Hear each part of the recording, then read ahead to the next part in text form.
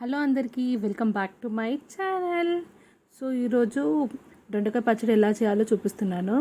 First ఆయిల్లో మనమేమో cut చేసుకున్న దొండకాయలను అయితే వేసుకోవాలి. దీన్ని మంచిగా ఫ్రై చేసుకోవాలన్నమాట దొండకాయల్ని. నేనైతే ఇక్కడ ఒక 4 పచ్చిమిరపకాయలు తీసుకుంటున్నాను, ఎందుకంటే నాకు ఈ పచ్చిమిరపకాయలు కారం ఉన్నాయి. ఇంకా మీకు కావాలంటే ఇంకా ఎక్కువ పచ్చిమిరపకాయలు కూడా యాడ్ చేసుకోవచ్చు. ఆ 4 పచ్చిమిరపకాయల్ని ఇలాగ తుంచి వేసుకున్నాను. పచ్చిమిరపకాయలు కూడా ఇంకా దీంట్లోనే మంచిగా ఫ్రై అయిపోవాలి. చూస్తున్నారు కదా, దొండకాయలు కొంచెం బ్రౌన్ కలర్ అయితే వచ్చాయి కదా, అంతవరకు అయితే ఫ్రై చేసుకోవాలి. మిరపకాయలు కూడా మంచిగా ఫ్రై అయిపోయాయి చూడండి. ఇంకా నేనైతే ఇక్కడ ఒక 4 టమాటాలను అయితే తీసుకుంటున్నాను. నేనైతే ఇది ఒక 1/2 కిలో దొండకాయలకి అయితే చేస్తున్నాను అనమాట. మీరు కావాలంటే ఎక్కువ తక్కువ కూడా చేసుకోవచ్చు. నేనైతే ఇక్కడ 4 టమాటోస్ తీసుకుంటున్నాను. ఇంకా కట్ చేసి టమాటాలని కూడా అందులోకి వేసుకోవాలి. ఈ టొమాటోస్ని వేసేసి ఇంకొంచెం అయితే మగ్గించాను అనమాట. టొమాటోస్ కొంచెం సాఫ్ట్ అయ్యేంత వరకు అయితే ఉడకాలన్నమాట. ఇలాగ టొమాటోస్ని మధ్య మధ్యలో కలుపుకుంటూ ఉడికించుకోవాలి. ఇంకా దీంట్లో అల్లం వెల్లుల్లిపాయ పేస్ట్ని అయితే వేస్తున్నాను అనమాట, 1 స్పూన్. మీరు కావాలంటే ఉత్త వెల్లుల్లి కూడా వేసుకోవచ్చు. నేనైతే ఇక్కడ పేస్ట్ని అయితే వేసాను. ఇదంతా మంచిగా ఫ్రై అయిపోయాక కొంచెం చింతపండుని అయితే వేసాను, ఎందుకంటే టొమాటోస్ కూడా ఆల్రెడీ పులిపే ఉంటాయి. ఇంకా ఇంత చింతపండు అయితే సరిపోతుంది.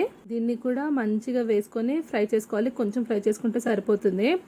దొండకాయలు మొత్తం బ్రౌన్ కలర్ వచ్చేంత వరకు అయితే ఫ్రై చేయకండి. దొండకాయలు కొంచెం గ్రీన్ ఉన్నంత వరకే బాగుంటుంది, ఎక్కువ బ్రౌన్ అయిపోకూడదు అనమాట.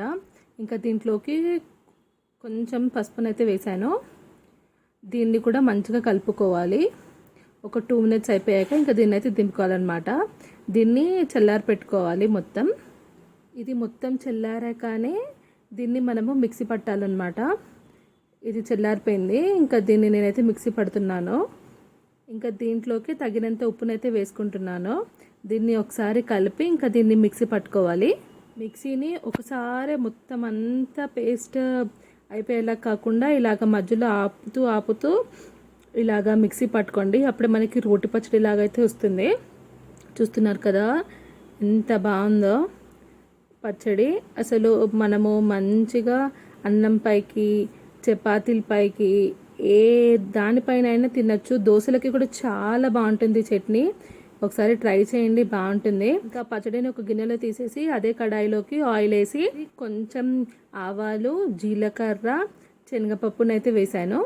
ఇంకా కావాలంటే మినపప్పును కూడా యాడ్ చేసుకోవచ్చు. నేనైతే ఇక్కడ శనగపప్పును అయితే యాడ్ చేశాను.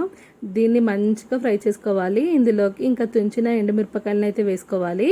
ఇంకా దాని తర్వాత కరివేపాకును అయితే వేసుకోవాలి. ఇంక ఇదంతా తాలింపు మంచిగా ఫ్రై అయ్యాక మనము ముందే తీసి పెట్టుకున్న పచ్చళ్ళలోకి అయితే వేసుకోవాలి. దీన్ని అయితే ట్రై చేయండి, చాలా బాగుంటుంది. అన్నంలోకి, చపాతీకి, దోశలకి అన్నిటికీ బాగుంటుంది చట్నీ. మీరు ట్రై చేసి మీకు ఎలా వచ్చిందో కామెంట్స్ అయితే పెట్టండి. ఈ వీడియో కనుక నచ్చితే తప్పకుండా లైక్ చేయండి, షేర్ చేయండి అండ్ సబ్స్క్రైబ్ చేయడం అయితే మర్చిపోకండి. బెల్ నోటిఫికేషన్ని ఆన్ చేసుకోండి. అప్పుడు నేను పెట్టే ప్రతి ఒక్క వీడియో మీ వరకు అయితే వస్తుంది. Thank you for watching.